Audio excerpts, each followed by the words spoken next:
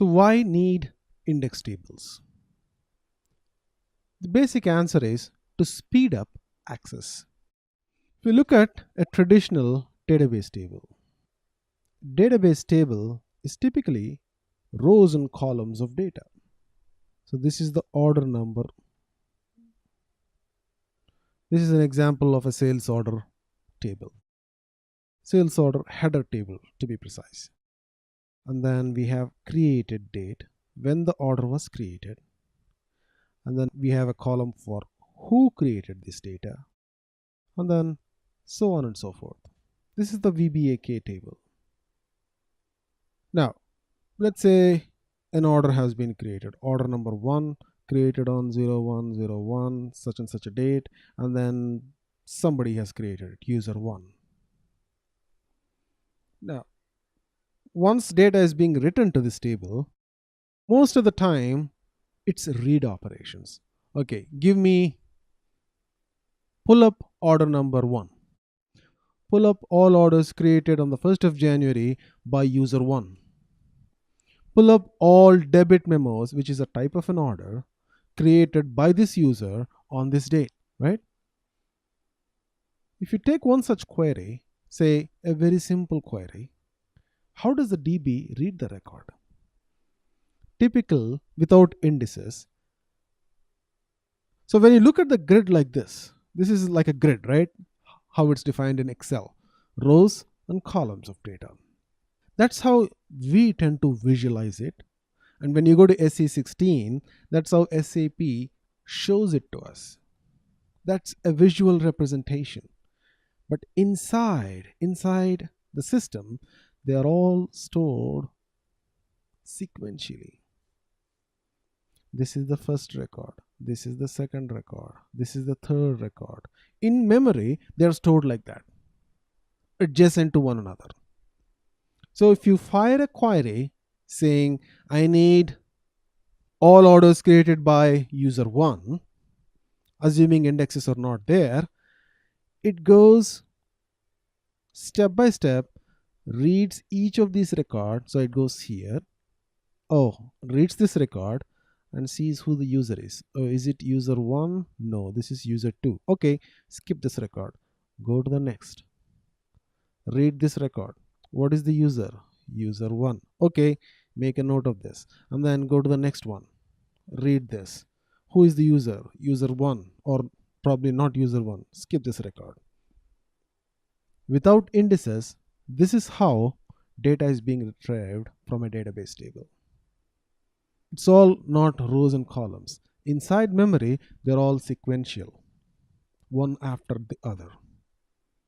That's why we have an index. Typically, order number has an index. And when there is an index on a table, a separate database table is created just for order number. And anytime you say, give me order number 1, it doesn't go to all the rows one by one sequentially. Because there is an index, this index table basically gives you a quick pointer to the exact address where you can find that row. So if you look at order number 7000123,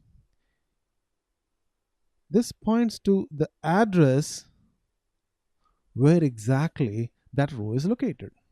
That's the beauty of an index. Lovely, isn't it? When you have an index on a column, it basically points out to the exact location where that data resides. So basically, an index is used for random access on a column. The size of this table could be 1 million. Going sequentially 1 million times for each record is a huge deal. And that's why indexes are created, or indices are created on key columns. Order number, sure.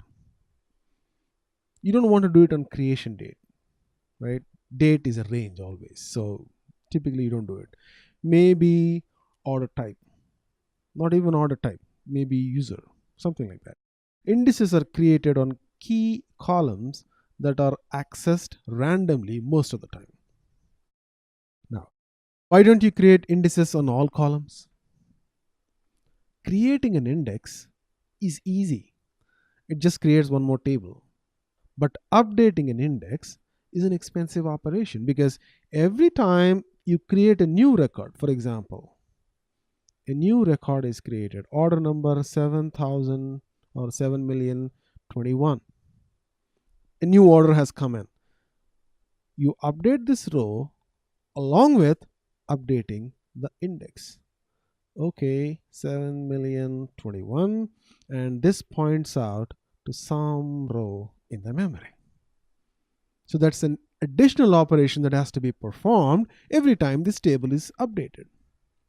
So if there are 250 columns in that table VBAK, if you want to maintain indices on 250 columns, apart from making an entry in the main table, you have to update 250 tables.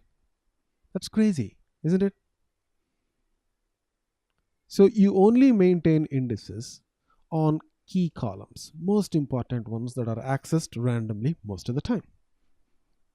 And then this is not just on the main table VBAK. All the other aggregate tables also needs indices.